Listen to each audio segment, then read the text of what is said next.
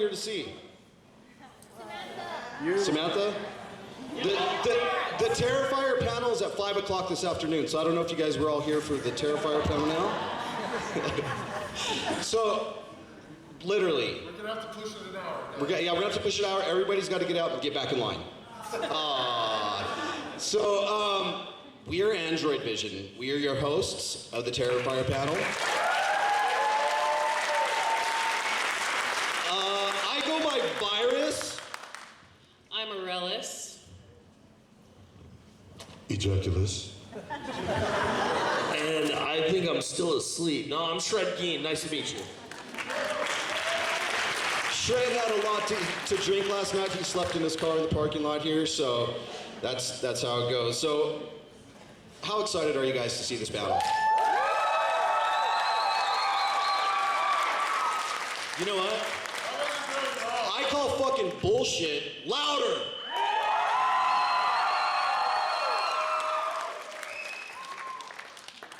All right, everybody. We're going to get the cast and crew up here soon, but, no, not yet. What are you're just trying to give me like 15 minutes? So a priest and a nun walk into a bar. No, we're not doing that. So, we're gonna bring everybody up, so, I don't know. Who wants to come up first? Just kidding. David, come on up!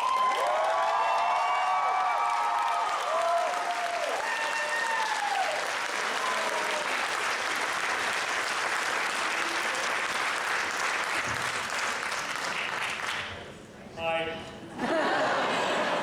Could we get Lauren to the stage, please?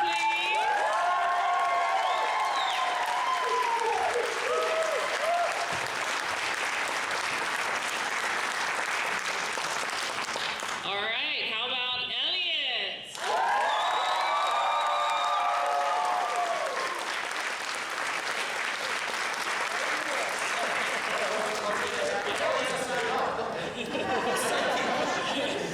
Gotta read the sign back. Yeah, through the paper. All right, next up, give it up for Samantha.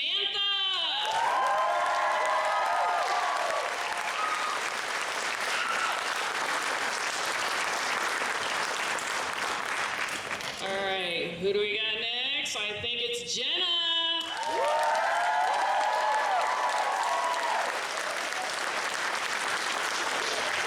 And last but certainly not least, Catherine.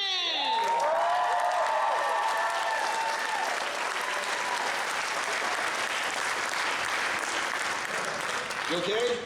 You almost tripped, I thought? No, I just jumped and high-fived. Oh, see? Peripheral vision. It's not that good. Got hit when I was a kid. Got dropped on my head by my mom. Yeah, right behind you guys. Here, yeah, I'll give it right back to you. But everybody, remember how we had you get really loud the second time? Really, really loud? I need it louder for the third time for the cast and crew of Terrifier.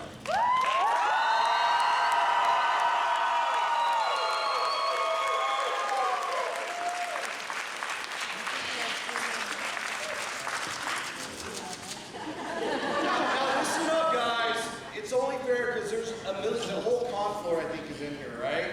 Right. So we only had to be fair because we know that there's going to be questions out here, right? So we can only do 10 questions. Let's hear the boo.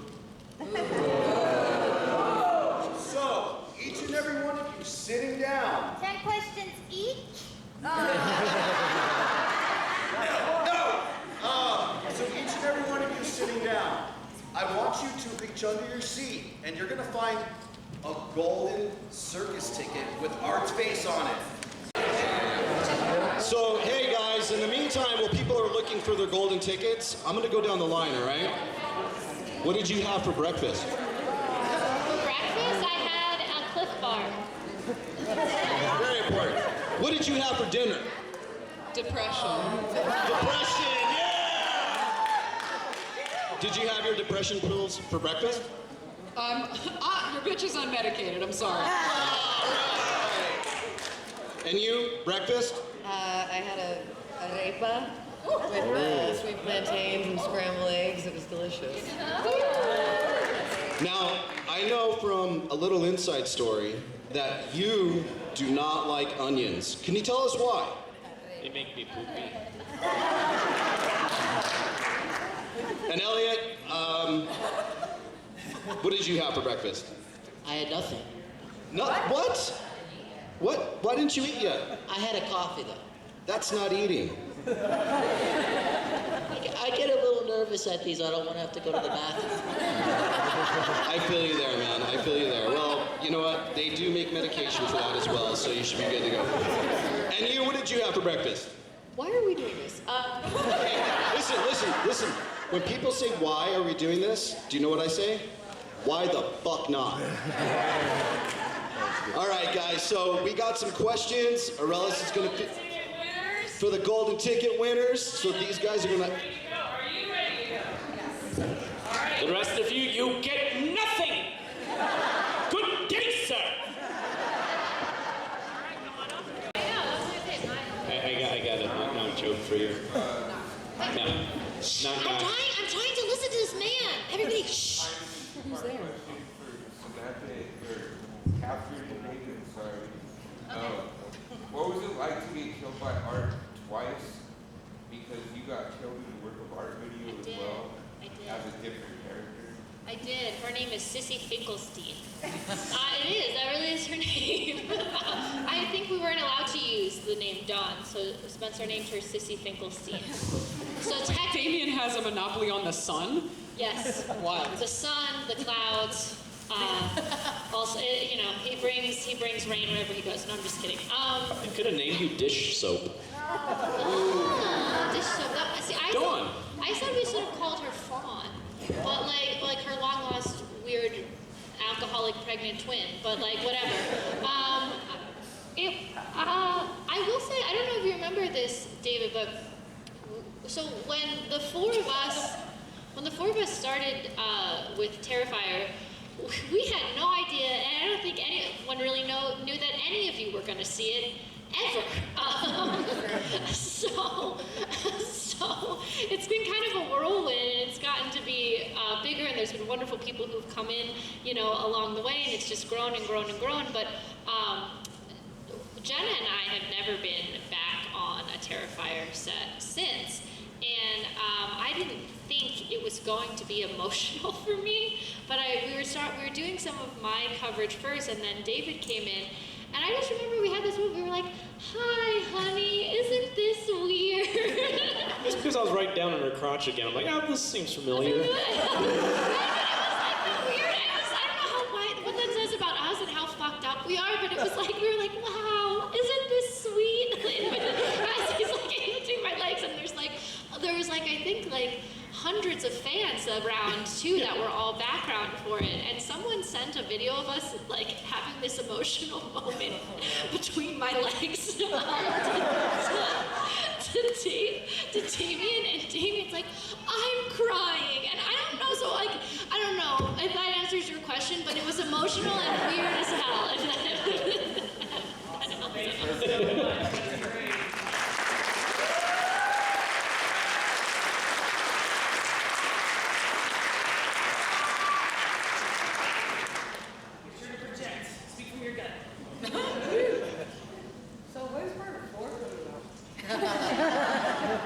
I don't know yet.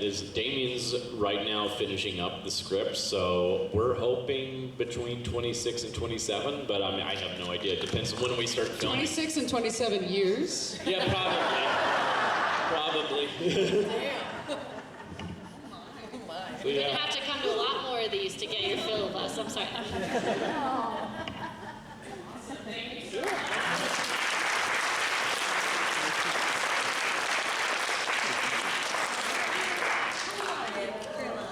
Okay, I feel really basic for asking this, but what is your guys' favorite kill, special effects wise? Not like your favorite kill you've done, not your favorite kill you've been part of, favorite kill special effects. Yeah. You guys want to just go down the line? Yeah. I go last. Okay. You have to go fucking first. Okay. It's tough because actually my favorite kill has no special effects. My favorite kill is from the third when the child dies in the very beginning. Guys, come Come on, I'm childless for a reason. But no, I mean, in terms of special effects, I always talk about this, but I really love in the second film, it wasn't the grandest of special effects, but they used condoms for Brooke's kill, for the bubbling, the acid on the face. Isn't that awesome? This is a low-budget film, and they used condoms for, like, Damien was just on the side blowing into a tube. And that is the essence of what Terrifier is. It's just, like, kind of do what you can with what you got. So that's why I love it. My favorite one is the one that got me the worst. It was in Terrifier 3, the rat scene.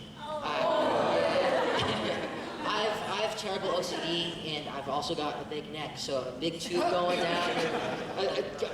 No, rats crawling around, no way. That got me good. And the throw up as well. It's just the icing on top. I don't like to throw up. That's what almost broke me, so yeah.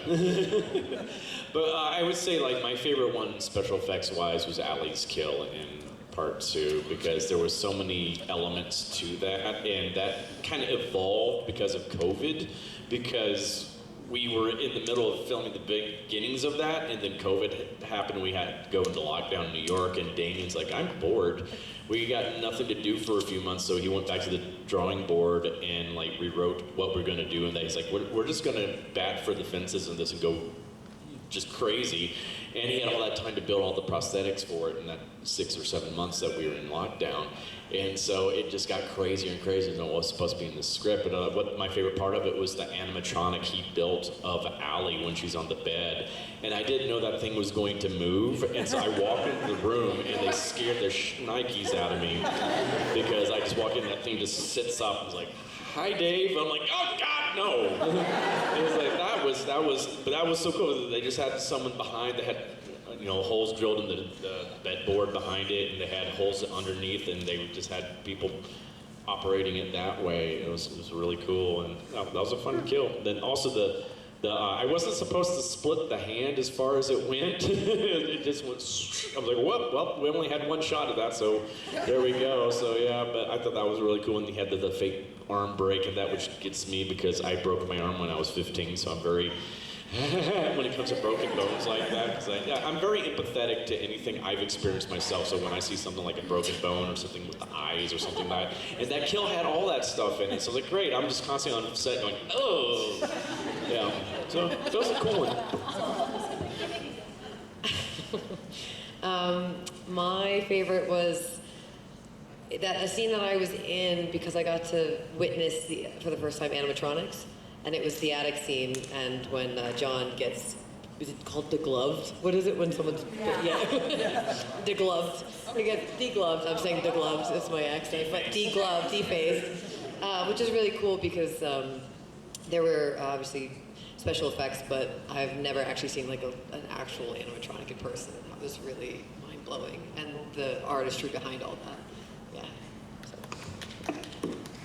So some of you might already know this fun fact, but both Catherine and I were on studio films at the same time as we were shooting Terrifier, and so they had to work around our schedules. And so her death scene, which is obviously unbelievably iconic, we were in different rooms when that was shot. They shot those on different days because of our scheduling issues. And so I didn't see her death until I was at the premiere. So my favorite death was the death of my innocence.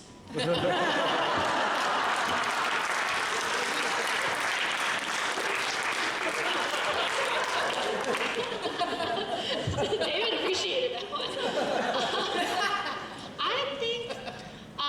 think this franchise has some really, really badass women in it, and I think Elliot excluded, I really like when any like unnecessary male characters are disposed of. I find that really satisfying. I don't think Elliot's unnecessary, so he doesn't count. He's very necessary. That's what I got.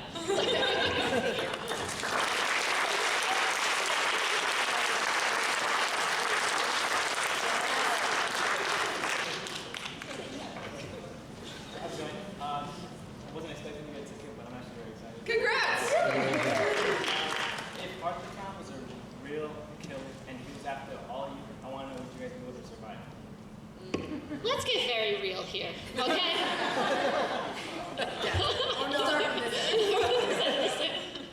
We love David. In a fair fight, every single one of the women in this franchise can kick David's ass.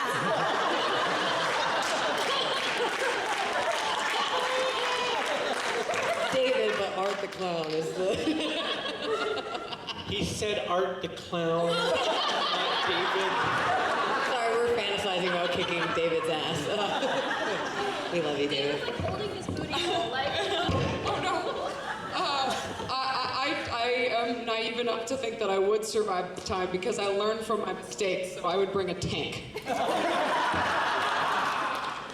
Instead of a piece of I want to know why the trash bag doesn't rip. This is my question. Got a double bag it. Industrial strength. He's wrapped it twice? Like, what happens here? It's industrial strength.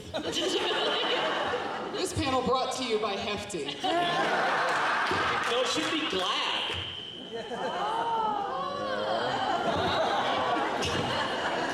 Call me. I think the only way to kill Art the Clown is through Sienna, so I would stand behind Sienna.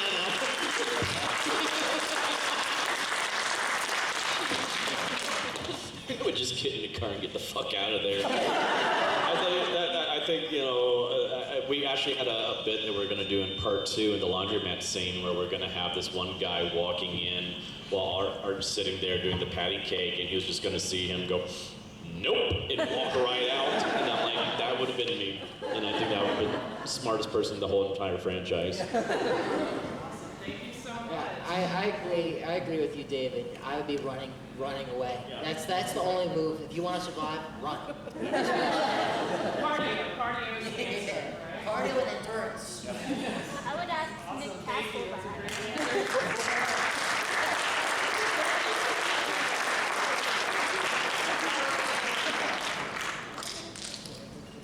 Okay, guys, gotta forgive me because I wasn't ready for this. Same. So I guess my question would be, I know you guys are real close. So could we expect like a matching tattoo to commemorate that? Why are you offering? Or do you want to have the matching tattoo with us? Or I mean, I'd be down for like a little bumblebee on our asses. You know what I mean?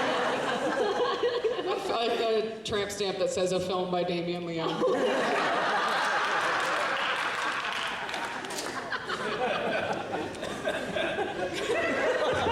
Those are shitty films, I guess. But it's on the butt. Hey! I never say never. It's very possible. I think if It's like the Lord of the Rings thing. David, do you have any tattoos? I don't have any tattoos. Oh my god. I know, yeah. That bumblebee though, tomorrow morning. Bumblebee. Surprise. Like my butt. Why is it a bumblebee? I have 2 tattoos, but they're just music related. It'd be kind of cool just to get like a small little like machete or something in honor of Terrifier. A small Or, what? like, machete or like some sort of weapon. Machete. No.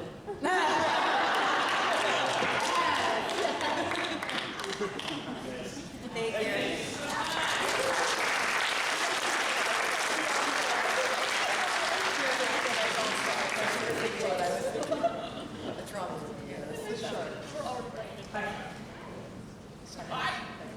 So I was talking to my wife the other day, and I was telling her that the Terrifier movies, like they hold such a strong place today, like with the current generation, versus when I was a kid and all the 80s movies. So congratulations on that. That's really good. Thank you. Are there any movies like from the 80s, if we were to reimagine them today, like that you would want a part of? And if so, like what would you envision yourself? You said movies from the 80s that we would want to be a part of if they were to reimagine them? Exactly. Like horror or just in general? In general. Oh, damn. Okay. All of it just came. The Godfather. I like Godfather, Goodfellas. I would love to Taxi see you in the Driver. Godfather But I scene. want every Pacino role. That's what I want. I want Dog Day Afternoon. I want that. I want Pacino's history of films as a woman. I think for myself, since it's my favorite movie of all time, I would want to be in Who Framed Roger Rabbit somehow. I'm a human cartoon character anyway. Put me in. In the unnecessary, please don't do it, but they might do it remake of Alien, I would want to be Ripley.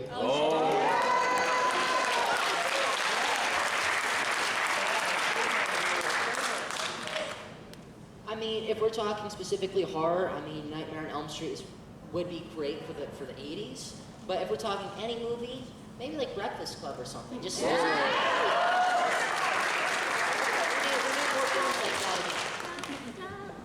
I'm drawing a blank, but I mean, The Shining was 1980, was it not? Yes.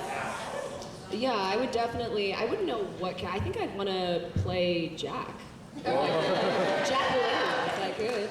I just want to be fucking insane, so yeah, that's what I'd like to do. Hello. Hi. So I don't know if you guys are the people to ask, but I was wondering if there's a chance of Rhea Ripley being in Terrifier 4? Definitely a chance. It's possible, but we don't really know anything. I'm sure Damien would love to find a role for her, but he's the one with all the answers. I mean, speaking of women who would give Art the Clown a run for their money, I mean, have you seen that woman's arms? I'm terrified. You know, I am terrified. She's amazing. Thank you.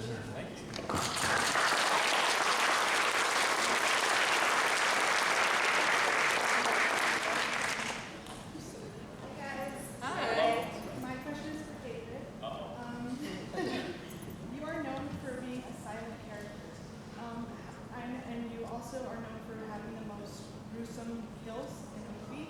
So, my question is, how do you mentally prepare yourself for some of the really gory scenes, and to express those scenes with your face and with your body language? What do you drives inspiration in those moments for you? I watched an episode of Mr. Rogers' Neighborhood. It's a beautiful day for a killing. But no, I mean, I really don't, it doesn't really bother me in the least because I know it's all fake. It's just, I don't do the Jared Leto bullshit of having to like live as the character the whole entire time and start a creepy cult and all that kind of stuff. So, but I do my homework. I understand who the character is. And I think also is like, when you're on set, you see how the cake is made. So it takes all the gruesomeness out of everything when you see like all these guys on the side with blood tubes going into blood tubes. You're like, oh, well, this looks a little corny now. But it's kind of cool, but you know, I sleep well at night. I don't know what that really says about me, but the one time it did affect me was during the Aunt Jess scene because I just, you know, I was like, this is a really messed up kill scene. And the rats and the throat and the puke. I don't like puke, so that really, yeah.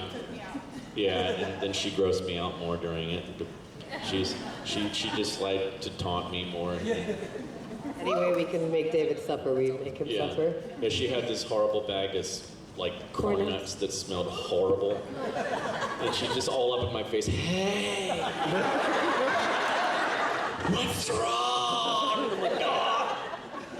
I'm like, can someone please just step in and be my like stunt arm right now? Like, no, Dave, your face is in the shot. You gotta be here for this. My face was not in the fucking shot. So I was like, so you know, it's like, this is what really goes on. It's like, there's a lot of goofing around. I'm usually, you talk about how I'm known for being silent. I'm doing crazy voices the whole entire time in between takes. They can all probably vouch for that. It just like, Do you ever, I know you also did the Joker, things for that, which that's amazing. Thank you.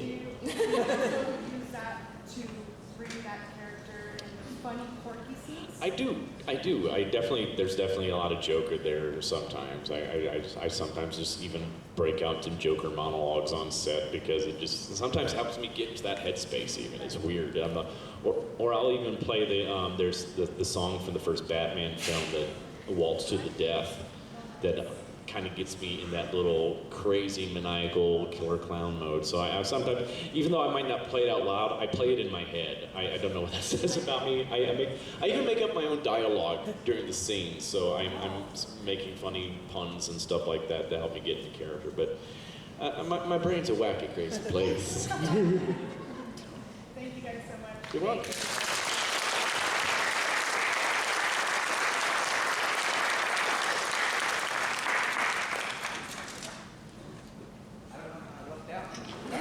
Congratulations. All right, guys. So obviously we're all big horror fans, you know. So what is your guilty pleasure horror movie that if it's on, no matter what time of the year or season, you have to watch it? Guilty.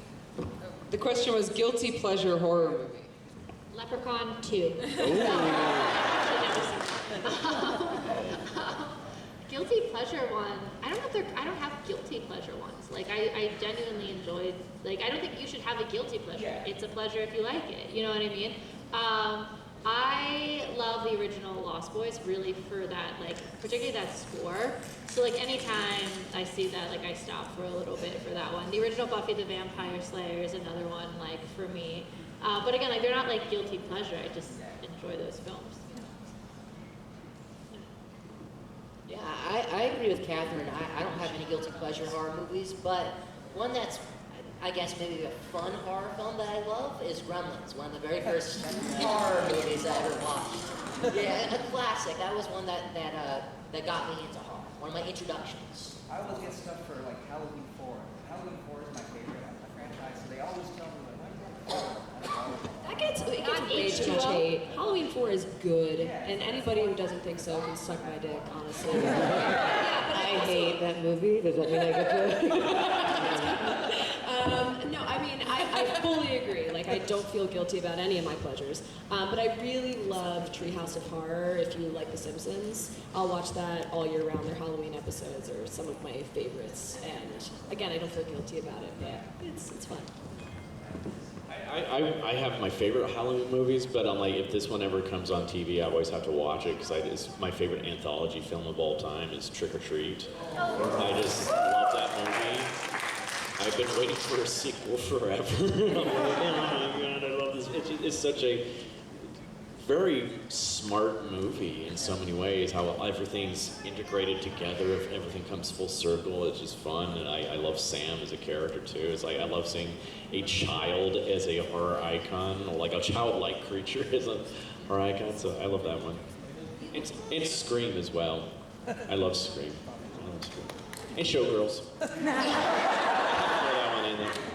So this is a sci-fi, not horror.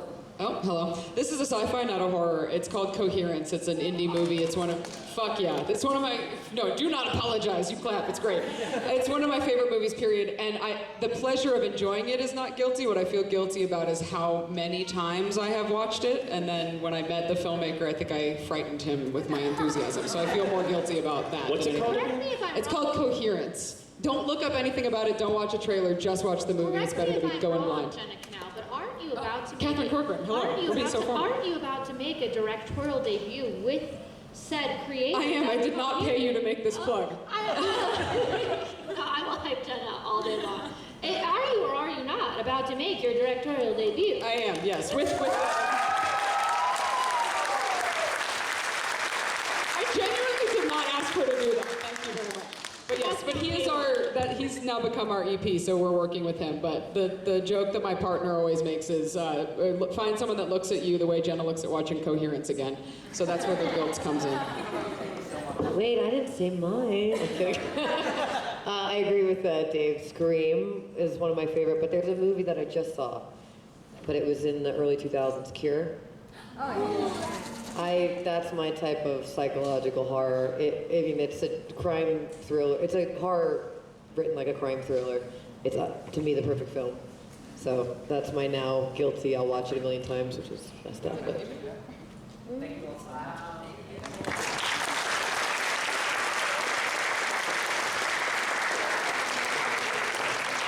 Let's give a round of applause for all the people that asked questions. Yeah.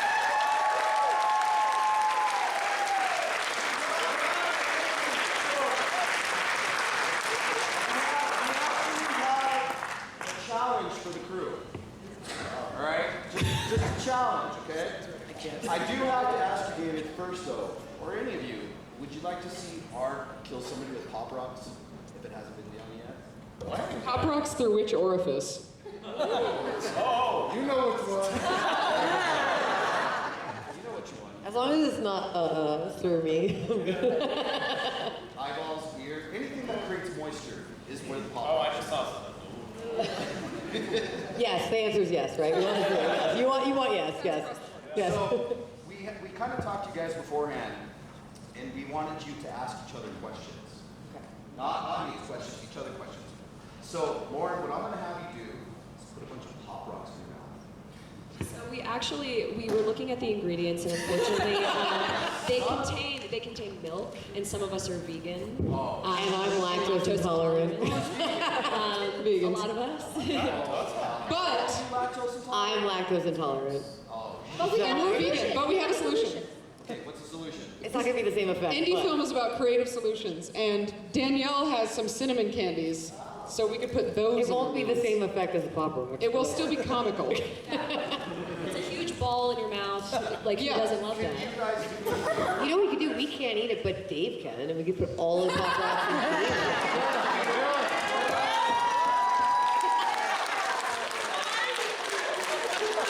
I just want you to suffer. You take all. Actually, don't. It might be dangerous. Don't do it. I might keep. Art wouldn't think twice about it. So while we're getting the cinnamon passed out, you guys want to do yourself like just a toss out to the crowd with a pop rock? Yeah, who wants it? Wait, you know what? You're getting married next. Oh my god. So wait, do we put them in now, or we wait for the question? Right now, let it ferment, but Lauren, ask Elliot a question. Ask Elliot a question. Does it have to be Terrifier related? No. Okay. Whatever you want. It's your floor. Okay. So we all know that Elliot is a genius musician. Do we not know this? I'd like to know, what mental state do you have to put yourself into to tell the sad songs that you do? And also, what is your creative process? Wow. All right. But yeah, okay. So creative. So the mental state that I try to put myself in, honestly, truthfully, anytime it's cloudy outside, it's like enhances me by like 15%, just a small percentage. But I just honestly just try to listen to some of my favorite artists, take inspiration. But the process, I record all my music in my bedroom. It's just me and a laptop and my guitar and a microphone, and that's it. That's all I got. So I just lock myself in my bedroom all day until I have a song. That's the goal. Sometimes it doesn't work, and I'm not happy with it, but then other times it does. You can capture a magic. And I think the mental state, it just kind of just depends on the day. And I think that comes out in the music. Sometimes it can be slightly happy or maybe a little hopeful, or sometimes it's really sad. So, thank you. I appreciate it.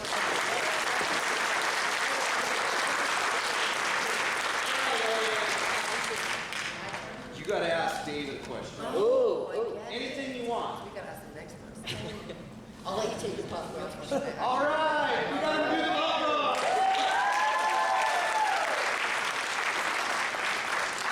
Since my mom loves aliens, and we're not too far away from Roswell, so in honor of my mom, do you believe in aliens? And have you ever seen one?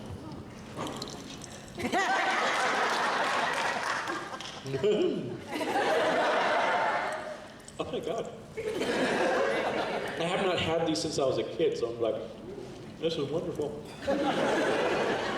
But yes, I do believe in aliens. I absolutely do. I'm from Huntsville, Alabama, and so we would get like sightings all the time there because that's where NASA first started. Oh my god. But I've seen several UFOs. Actually, I saw a UFO when I was here in Albuquerque 11 years ago with How the Grinch Stole Christmas, the musical, in broad daylight. And I was going out in between shows to get dinner, and there was this light in the sky, and it looked like someone, you know how you can like stab a hole in paper and you see the light bleeding through it. It looked like someone had stabbed a sword into the sky and there was light bleeding through it. And it was just stationary. And I was like, well, that's weird. I went in, got my food, I came out, and I had taken a picture right before just so I can see where it was at. This is weird. And I come back out about 30 minutes later, and it's still in the same part of the horizon, sitting there. And everything else had moved, but it was still sitting there. And by that time, a lot of other people had noticed it up in the sky. I'm like, this is very strange, because it's definitely something just emitting light that shouldn't be emitting light.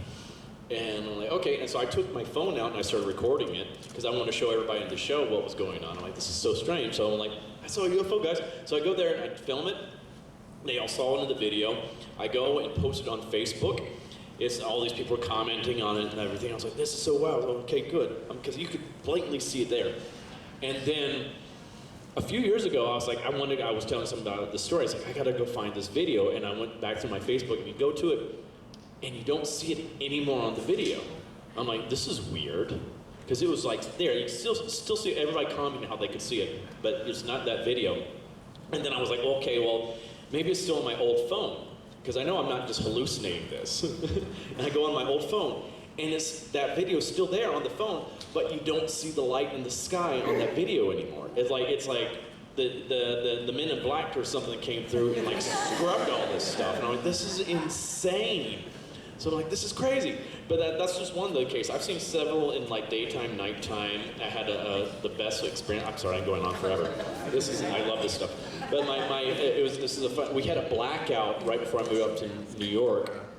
And we're sitting in Huntsville, we had a blackout. And we're sitting on the front porch, and my stepmom was saying how she didn't believe in UFOs. It was, they're not in the Bible, blah, blah, blah, blah. I'm like, well, actually, in Ezekiel's will, the Bible describes a UFO. And I kid you not, as soon as she said, I do not believe in UFOs, we see this light in the sky just doing all these maneuvers, this flashing light, and it stops, and it goes, pew, away. No sound, nothing like that. And she's like, and my dad's like, you saw that? That was a UFO. My dad worked at NASA at the time. And so he's like, we do not have any kind of aircraft that can make those kind of quick maneuvers like that without a sound.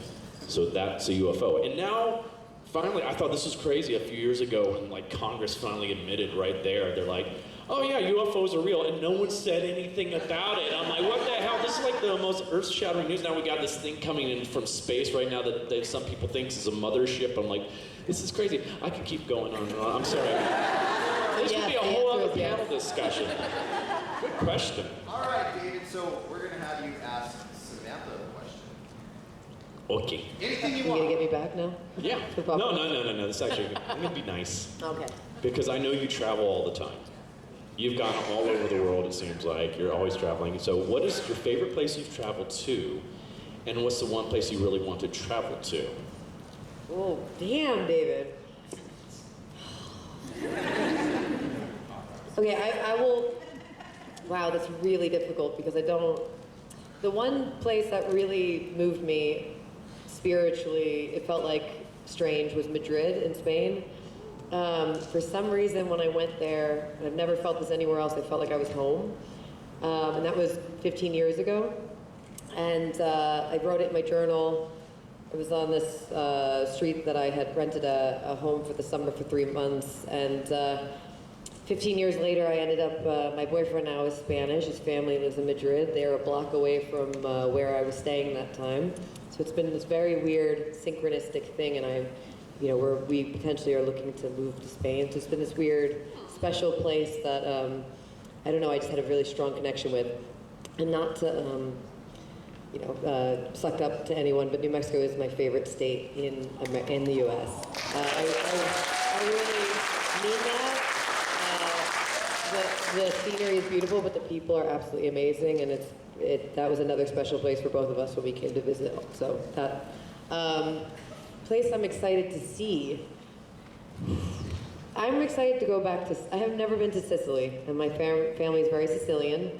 So that's a place I really, really want to go to, Sicily and Italy. And yeah, great question.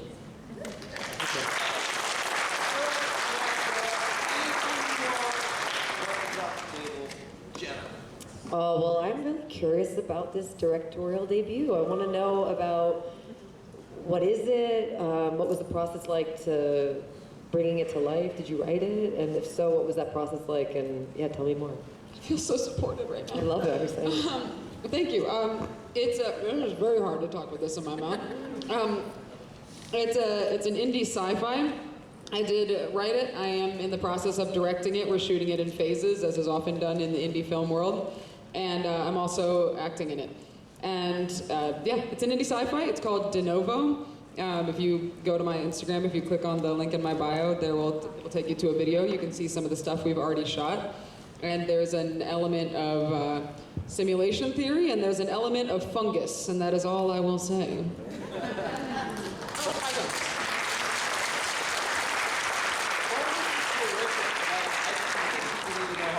Horrific fungus is. What? Fungus. Yes. It's horrific. Huge fan. Yeah. If anyone wants to talk to me about fungus, you know where my table is. I'm a huge, it's so interesting. It's a really, really fascinating. So you're a fun guy? You know, no one's ever made that joke, ever. Look at you. Clever boy. All right, Jenna.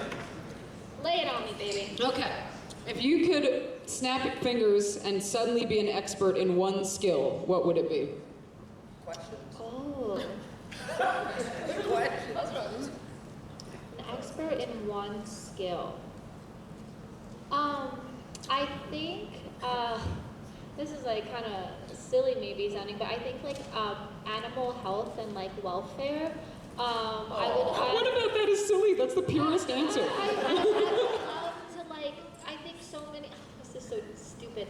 So many times, like I'm a hypochondriac with my own dog. I always think something is happening. So I'd love to be able to just know and be able to treat it immediately. But then also like I'm one of those people who's always like taking in injured birds and like, and, you know, and I'm like, I always am worried that I'm making them worse and not better. So I am like traumatizing them. So I like in trying to help them. So I would love to just like, I would love if I could just like go back to school and get like a doctorate in veterinary medicine. Like I would totally do that. If I could just like, if I could, every day I grapple with the idea of just like completely leaving the movie industry and like disappearing and opening like some weird artist farm somewhere, like a bunch of like small horses and like all the misfit dogs, like, you know. Like, I think about it all the time. So I don't know. That's like that's There you go. Yeah. So full circle, Catherine. Okay. Lauren. We have got a lot of clown enthusiasts here. I feel like this might be a good way to like wrap it up. If you had to choose between having a permanent clown nose for the rest of your life or having feet that only fit in David's giant clown shoes, which would you choose and why? Oh, that's Crazy, never ever. I would definitely choose the clown shoes. I already feel like I have abnormally large feet. So, yeah. So it's just like addressing the issue head on. Yeah, exactly. A good question. But yeah, the shoes. I like the shoes. Yeah. Oh my God.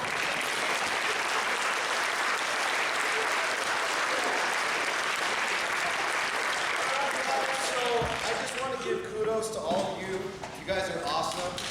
The most rabid fan base I've ever seen at any convention for the Terrifier crew and movies and whatnot. So give it up to these guys.